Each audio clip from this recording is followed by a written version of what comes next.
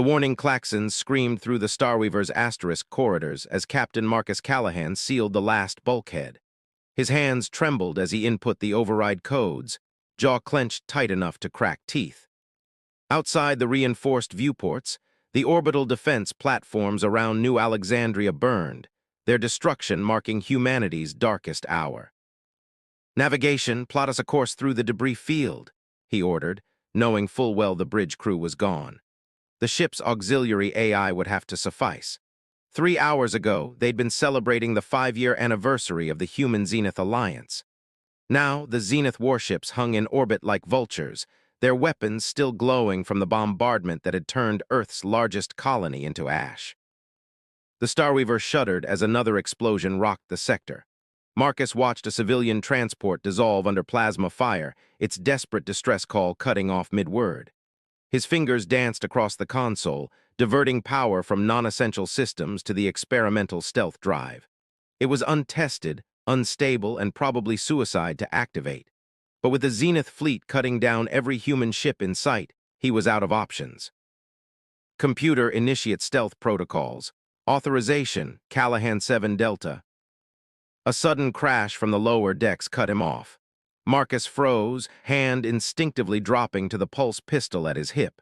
The ship was supposed to be empty. He'd watched his crew evacuate during the first waves of the attack. Whatever that sound was, it shouldn't exist. The deck plans flickered across his neural interface as he moved through the ship, checking life signs. Nothing registered until he reached the research bay, where a single pod showed active cryogenic functions. Marcus approached it slowly, weapon raised. The pod's frost-covered display cleared under his touch, revealing its occupant. A Zenith. Her silvery skin and bioluminescent markings were unmistakable, though her military uniform bore insignia he didn't recognize. The pod's data terminal identified her as First Officer Naira Voss of the Zenith Science Division. Marcus's finger tightened on the trigger. After what her people had just done, ending her would be justice. But something wasn't right. The pod's timestamp showed she'd been in stasis for over 8 months, long before the attack, and her status was listed as political prisoner. Another explosion rocked the ship.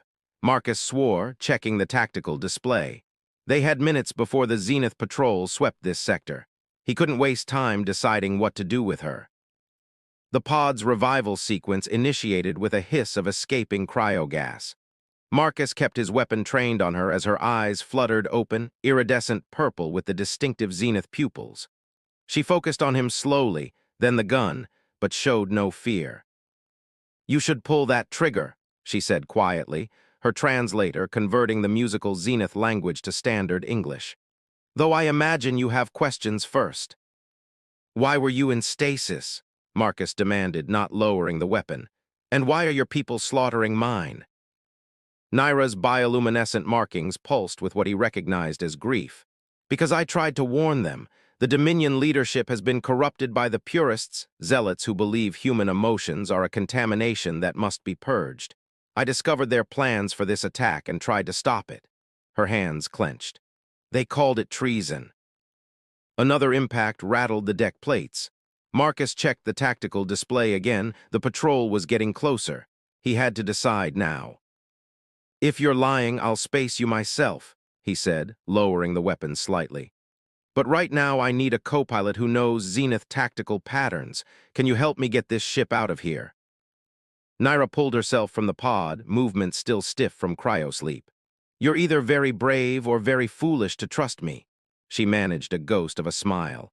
"But yes, the Starweaver's asterisk experimental drive, I helped design it, and I know exactly how to mask our signature from those patrols." They worked in tense silence as they brought the stealth systems online, Naira's knowledge of Zenith technology proving invaluable. When the patrol passed within kilometers of their position, Marcus held his breath. But the Starweaver's asterisk modified energy signature registered as nothing more than background radiation to their sensors. As they slipped away from the burning ruins of New Alexandria, Marcus studied their unlikely passenger. She stood at the viewport, watching her people's ships with an expression of profound sadness. "Why help us?" he asked finally. Your people clearly believe we're a threat to be eliminated. Because I've studied your history, your art, your music, Naira replied, her markings pulsing softly. You feel so deeply, love so fiercely, dream so boldly. The purists see that as weakness, but I saw something beautiful, something worth protecting. She turned to face him. And now I'll help you make them pay for every life they've taken today. Marcus nodded slowly, knowing they were both crossing a line from which there was no return. We'll need supplies, allies, a safe haven to plan our next move. I know a place, Naira said. An abandoned mining outpost in the Veil Nebula. The radiation interferes with standard sensors. We can gather survivors there. She hesitated. If you're willing to trust a traitor's word. You're not the traitor, Marcus replied grimly, plotting the course. Your leaders betrayed everything the Alliance stood for, and somehow we're going to make them face justice for it. As the asterisk Starweaver vanished into the nebula's swirling clouds, neither of them could have predicted how their unlikely partnership would change the fate of two civilizations. But in that moment, watching their worlds burn behind them, they shared a silent vow. This would not be the end of humanity's story. It would be the beginning of a revolution. The revolution of the broken, the betrayed, and the defiant. A revolution that would shake the stars themselves. The abandoned mining facility loomed before them like a twisted metal skeleton, its structures half hidden in the Veil Nebula's perpetual storm. Marcus stood at the Starweaver's asterisk viewport, watching lightning arc between the facility's derelict towers. 3 weeks had passed since the purge, and in that time, they'd managed to rescue 4 more ships carrying survivors. Another distress signal, Naira called from her station, her bioluminescent markings flickering with concentration. Civilian transport heavy damage. They're being pursued by a Zenith patrol. Marcus studied the tactical display, noting the transport's erratic flight pattern. How many aboard? Reading 30 at life signs, mostly children. Naira's voice tightened. It's a school transport, Marcus. He was already plotting an intercept course. Alert Jace and Riene to prep their ships for combat support. We're not losing any more children today. The Starweaver cut through the nebula's charged gases, its modified stealth systems adapting to mask their approach. Behind them, 2 other rescued vessels, a converted mining ship and a light cruiser, fell into formation. Their crews were a mix of civilian volunteers and military survivors, all united by loss and the desperate need to fight back. Patrol ship closing on the transport, Naira reported. They're charging weapons. Not today, Marcus growled. Execute attack pattern Delta. Let's show them why they should fear the dark. The Starweaver emerged from the nebula's cover like a phantom, its modified weapons systems targeting the patrol ship's engines with surgical precision. The other vessels struck from different vectors, their coordinated assault catching the Zenith patrol completely off guard. Transport is clear, Naira announced as the patrol ship vented atmosphere, its crew evacuating to escape pods. But we've got a problem. I'm detecting quantum comm signals. They managed to alert the fleet. Marcus swore under his breath. Get that transport to the facility. Everyone else battle stations. We're about to have company. The next hours passed in a blur of tactical maneuvers and precise strikes. 3 more Zenith ships arrived, forcing the rebels to use every trick the nebula offered. They led their pursuers through radiation storms, used electromagnetic pulses to scramble sensors, and eventually lost them in the facility's sprawling superstructure. Later, as Marcus helped the shell-shocked children from the transport, a small girl with burns on her face grabbed his hand. Are you the ones Mom said would save us? The ghosts in the storm. He knelt beside her, throat tight. We're trying to, what's your name? Lena, she whispered. They killed my dad when he tried to stop them from taking us. Marcus met Naira's eyes across the landing bay. The Zenith woman's markings pulsed with a deep blue of sorrow as she approached slowly, careful not to frighten the children. To his surprise, Lena didn't flinch away. You're different, the girl said, studying Naira's silvery features. You don't feel cold like the others. No, Naira agreed softly. Some of us remember what it means to feel. She gestured to the facility around them. This place will be your home now. We'll protect you. As the children were led to the medical bay, Marcus and Naira made their way to the command center they'd established in the facility's upper levels. The room was filled with salvaged equipment and dozens of screens monitoring nebula activity. Lieutenant Riane Wang, their chief intelligence officer, waited with fresh data. The quantum transmission contained something interesting, she reported, pulling up encrypted files.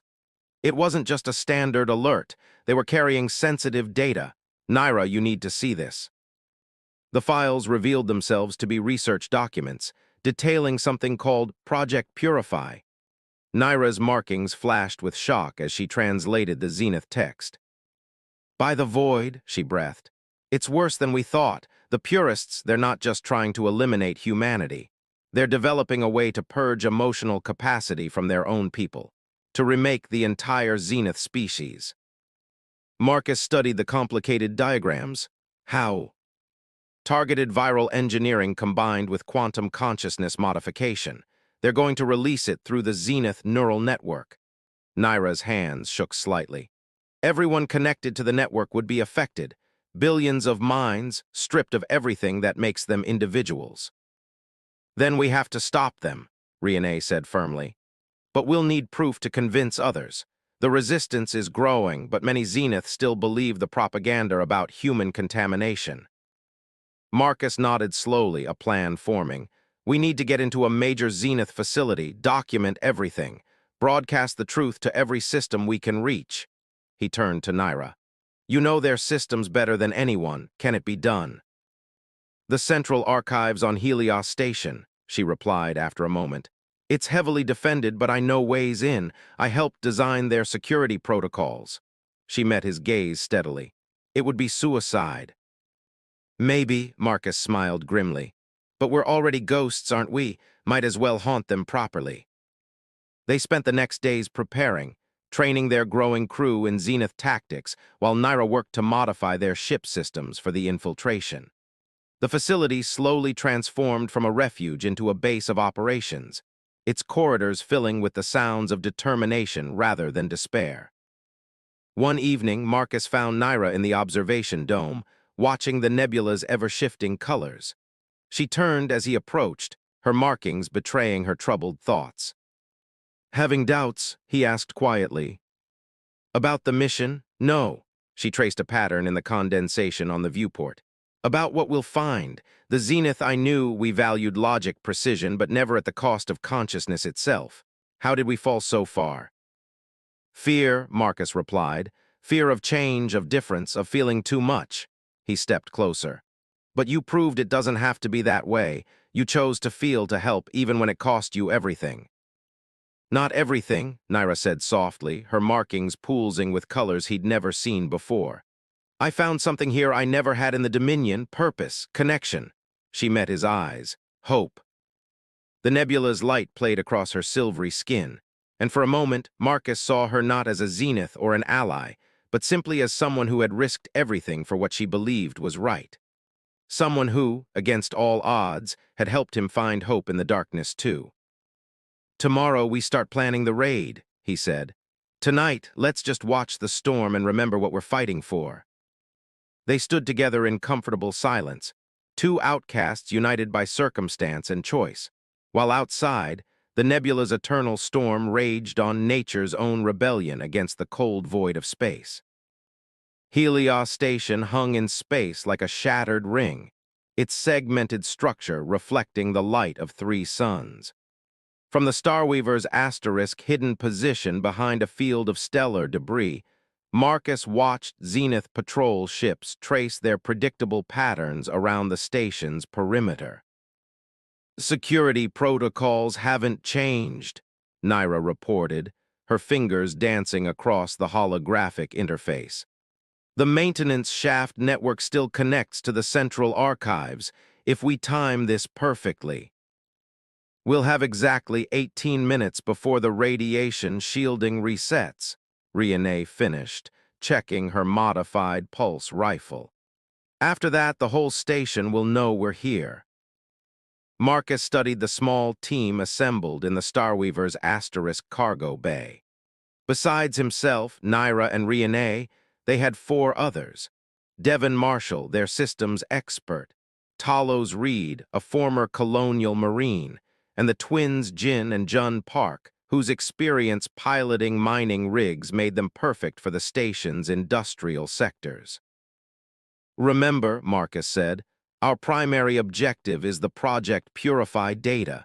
Everything else is secondary. If you're compromised, trigger your emergency beacon and head for the extraction point. No heroics." "Bit late for that warning," Devon quipped, adjusting his neural interface. "We crossed that line when we decided to raid the most secure Zenith facility in 3 sectors. Naira's markings flickered with what Marcus had learned was her version of dark humor. "Technically, there are 2 more secure facilities, but those would be suicide missions instead of merely extremely dangerous ones." The team's nervous laughter was cut short as the Starweaver's sensors detected the patrol shift change they'd been waiting for. It was time. Their modified shuttle slipped through Helios Station's sensor net using algorithms Naira had helped design years ago. They docked in a maintenance bay, the station's automated systems recognizing their spoofed credentials, just long enough to get them inside. "Splitting up," Marcus commanded. Jun, get to the Power Regulation Center. Talos, Devon, secure our exit route. Renee, you're with me and Naira. Move fast, stay quiet, and remember, 18 minutes. The station's maintenance tunnels were a maze of cramped passages and humming power conduits. Naira led them through with unwavering confidence, her bioluminescence providing just enough light to navigate by. They emerged into the archive sector just as Jin's voice crackled over their secure channel. "Power systems accessed. Ready to initiate brownout on your mark." Marcus nodded to Devon, who had already bypassed the first layer of security. "Mark." The archives plunged into darkness for precisely 3 seconds, long enough for them to slip through the security field, but not long enough to trigger emergency protocols.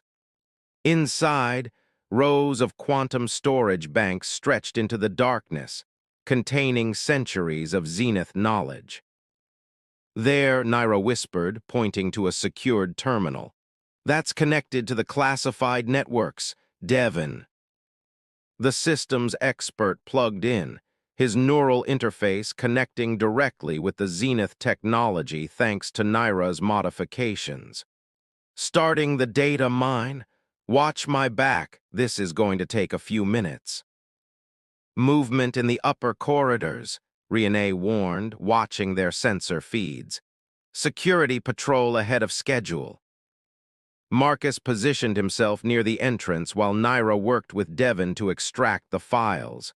The minutes ticked by with excruciating slowness. 14 minutes left. 12, 10. "Got it," Devon announced. "Project Purify plus something else. Some kind of command protocols." A sudden alarm blared through the archives. Marcus's heart sank as he recognized the sound, not a security alert, but something far worse. "Quarantine protocols," Naira breathed, her markings pulsing with fear. "They're initiating an emergency lockdown, the whole station." "Because they detected us?" Renee asked sharply. "No," Naira's voice was hollow as she read the emergency broadcast. "They're starting Project Purify. Now, the station is going to be the first test site." Devon ripped his neural interface free. "The whole station? There are thousands of Zenith here." "Perfect test subjects," Naira said bitterly. "Their own people trapped in a controlled environment." She turned to Marcus, her markings blazing with determination. "We have to stop it. The command center, I can override the quarantine, warn everyone." Marcus checked their tactical display. Security forces were converging from multiple directions. "That's suicide. We need to get out now." If we don't stop this, they'll declare the test a success. Every zenith station, every colony, they'll all be next. Naira's eyes met his. I won't let them destroy everything that makes us who we are. For a moment, Marcus was back on New Alexandria watching his world burn. He keyed his comm. All teams fall back to extraction point. Renee, get Devon and that data out. Naira and I are taking a detour. Marcus, Renee began. That's an order, Lieutenant. The Resistance needs that data more than it needs us. They split up at the next junction, Renee practically dragging Devon toward the extraction point, while Marcus and Naira fought their way up through the station. Security forces grew thicker as they approached the command level, but the chaos of the quarantine worked in their favor. Most Zenith were more concerned with the lockdown than two intruders. The command center's doors were sealed when they arrived. Naira's security codes, months out of date, failed to open them. Step back, Marcus said, pulling out a shaped charge. Let's introduce ourselves properly. The explosion caught the command staff completely off guard. In the chaos, Naira reached the main console while Marcus held off security reinforcements. Her markings blazed as she accessed the quarantine controls. It's not accepting my override, she called. They've locked out all normal channels. Then use abnormal ones? Marcus fired another burst, dropping two security officers. We're running out of time.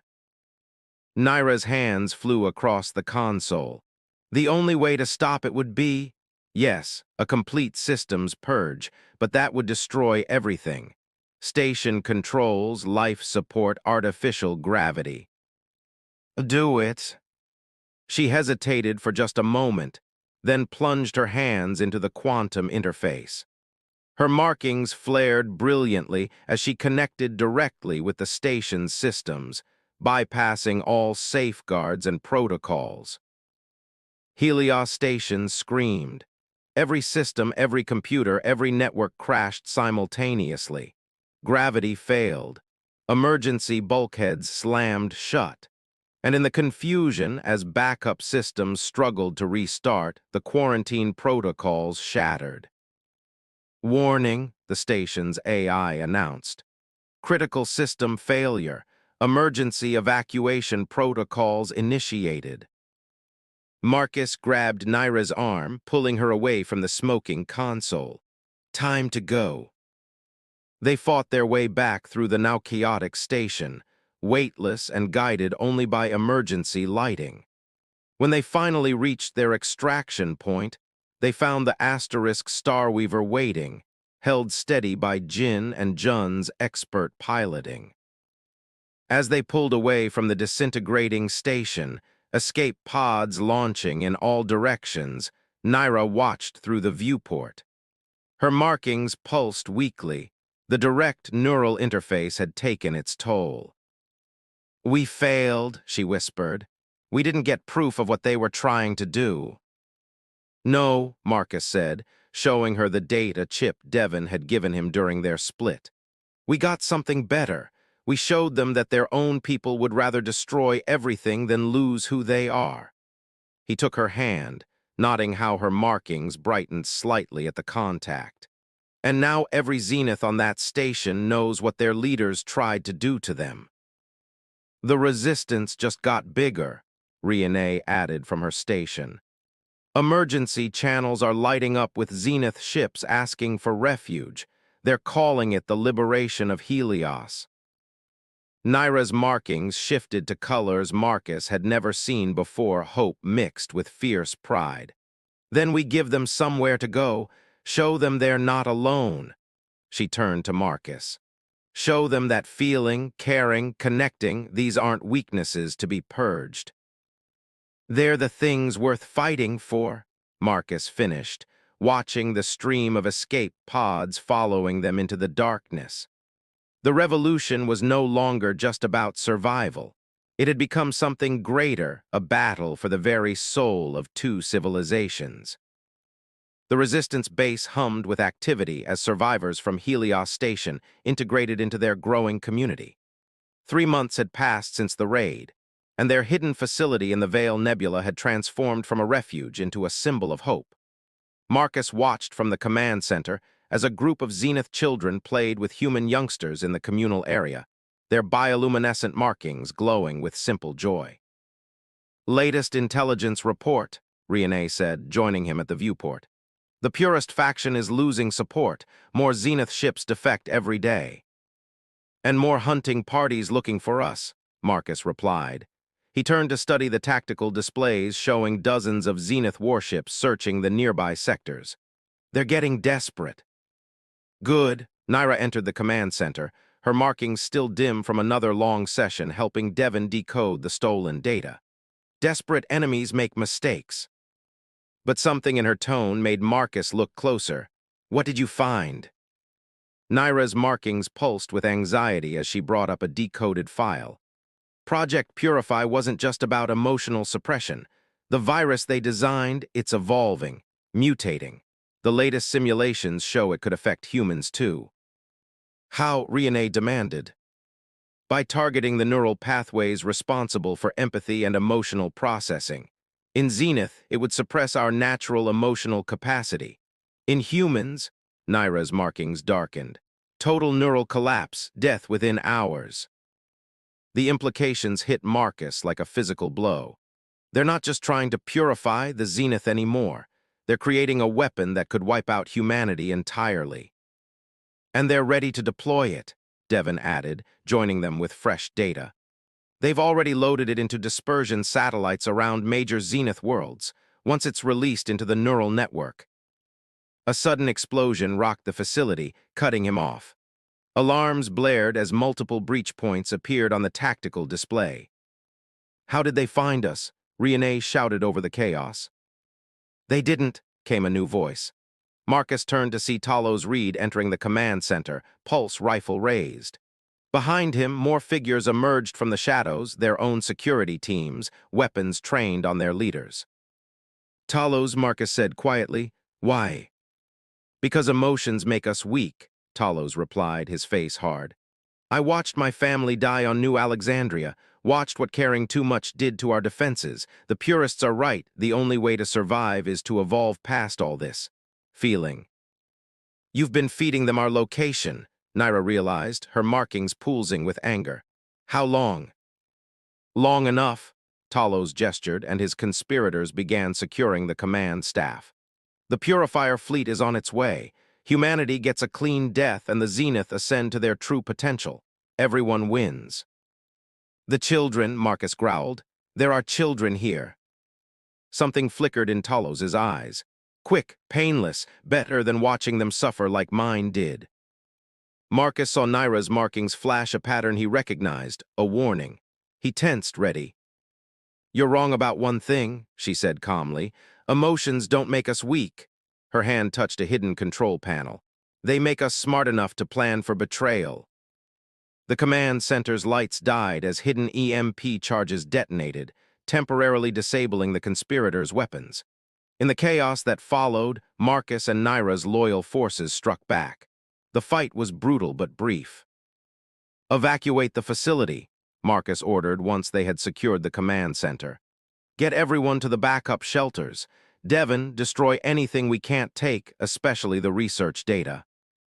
"The Purifier fleet will be here soon," Riene reported, helping coordinate the evacuation. "We've got maybe 2 hours. Then we give these people time to escape." Naira's markings were fierce as she brought up tactical displays. "The Starweaver can draw them off, make them chase us instead of hunting civilians." Marcus nodded grimly. "We lead them into the nebula's heart. The radiation storms might damage their bioweapons containment systems." "It's suicide," Devon protested. "No," Marcus said, watching the first evacuation ships launch. "It's survival for all of them." He turned to his crew. "Anyone who wants to evacuate with the others, go now, no judgment." No one moved. The next 2 hours were a blur of controlled chaos as they got their people to safety. Marcus and Naira worked in perfect sync, coordinating the evacuation while preparing the Asterisk Starweaver for its final mission. As the last civilian ships disappeared into the nebula's depths, they made their stand. The Purifier fleet emerged from hyperspace like avenging angels, their ships gleaming with deadly purpose. But the Starweaver was waiting, its systems modified by months of combined human ingenuity and Zenith technology. Ready to give them something to chase? Marcus asked his crew. Naira's markings pulsed with determination as she took her station. Let's show them what emotions can really do. The Starweaver dove into the nebula's storms, leading the Purifier fleet into a deadly game of cat and mouse. But even as they fought for their lives, Marcus knew this was just the beginning. The real war, the fight for the future of both their species, was still to come. And somewhere in the nebula's depths, hidden in secret sanctuaries, the next generation of humans and Zenith were learning what their leaders had forgotten: that the strongest bonds are forged not in the absence of feeling, but in its embrace. The Starweaver emerged from the nebula's heart like a ghost ship, its hull scarred by battle and stellar radiation. For 3 days, they had led the Purifier fleet through the storm, losing ships one by one to the nebula's fury. Now, as they approached the zenith homeworld of Luminaris, only 2 enemy vessels remained. "Status," Marcus called, his voice rough from exhaustion. "Weapons at 30%, Riene reported from her station. "Shield generators failing, but the package is intact."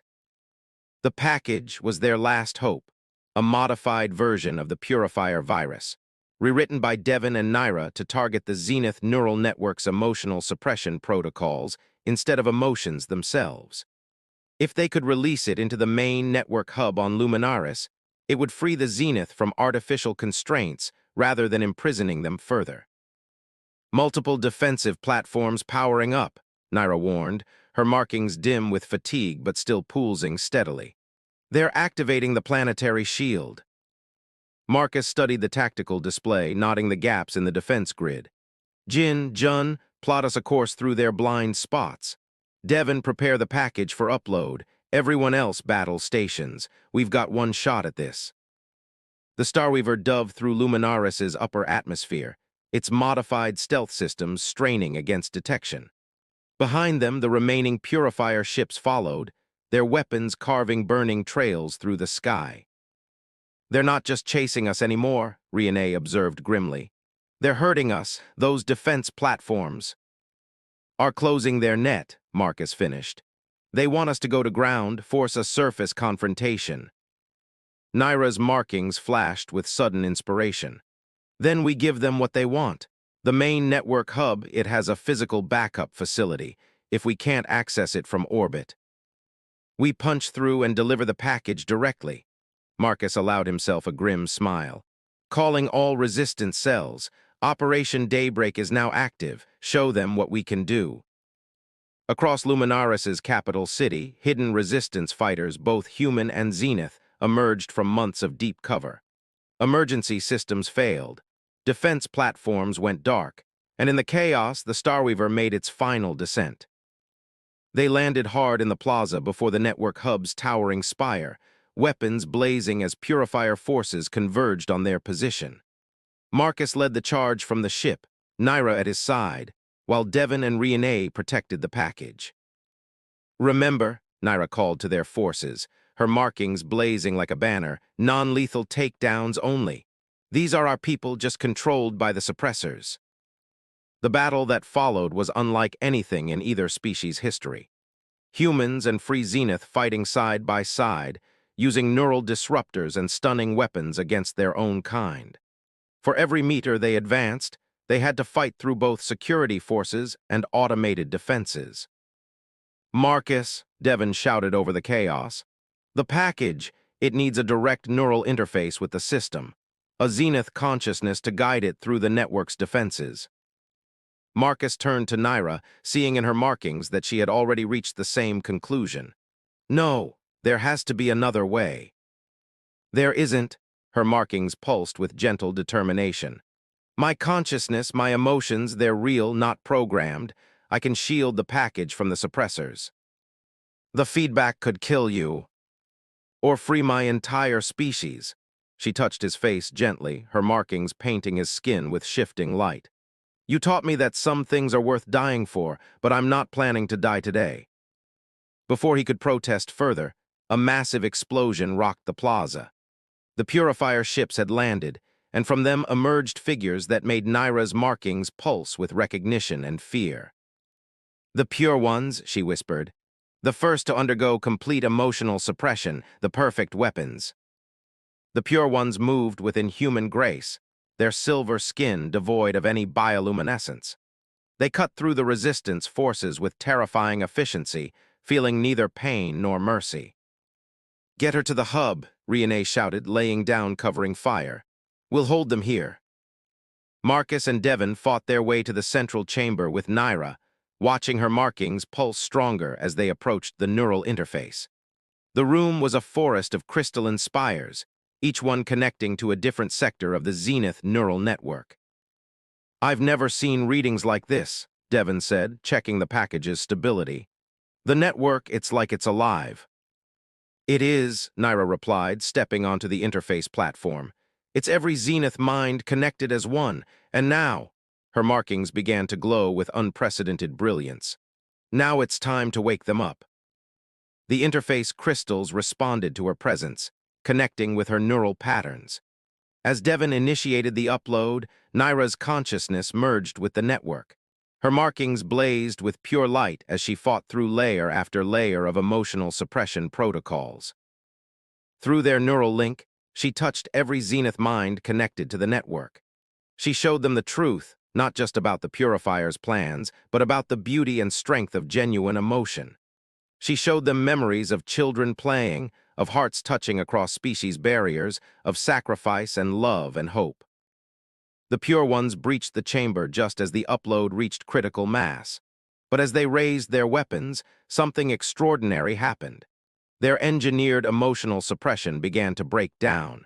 Light flickered across their silver skin, the first manifestations of natural Zenith bioluminescence. Impossible, their leader whispered, watching his own markings begin to pulse with long-forgotten feelings. No, Naira said, her voice echoing through both the chamber and the neural network. Inevitable. Emotion isn't weakness. It's the force that brings us together that lets us grow beyond what we were made to be. The change rippled across Luminaris like a wave of light. Everywhere, Zenith began to feel, truly feel, for the first time in generations. The suppression protocols shattered, leaving behind people who were finally, truly free. When it was over, when the last of the package had integrated with the network, Marcus helped Naira from the interface platform. Her markings were weak but steady, pulsing with exhausted triumph. Did we win? She asked softly. Marcus looked out over the city, where Zenith and humans were embracing in the streets, their weapons forgotten. Where children's laughter rang out without fear. Where pure ones were discovering their own markings with wonder rather than horror. No, he said, holding her close as dawn broke over Luminaris. We did something better, we grew together. Years later, historians would debate what to call this moment. The liberation of Luminaris, the emotional revolution, the breaking of chains. But for those who were there, who lived through the change, it was simply dawn. The moment when two species looked at each other and finally, truly saw themselves reflected in each other's hearts. And in the light of that new day, they began to build something unprecedented. A civilization founded not on the suppression of feeling, but on its embrace. A future where the strongest bonds were those forged between hearts brave enough to feel, souls brave enough to change, and people brave enough to reach across the stars and say, "You are not alone." For in the end, that was what the purifiers had feared most. Not emotion itself, but the connections it created, the bridges it built, the walls it broke down, the love it inspired. And in fearing it, they had brought about exactly what they sought to prevent. A universe where humanity and Zenith were bound together not by treaties or technology, but by something far more powerful. The simple, profound, revolutionary act of feeling as one.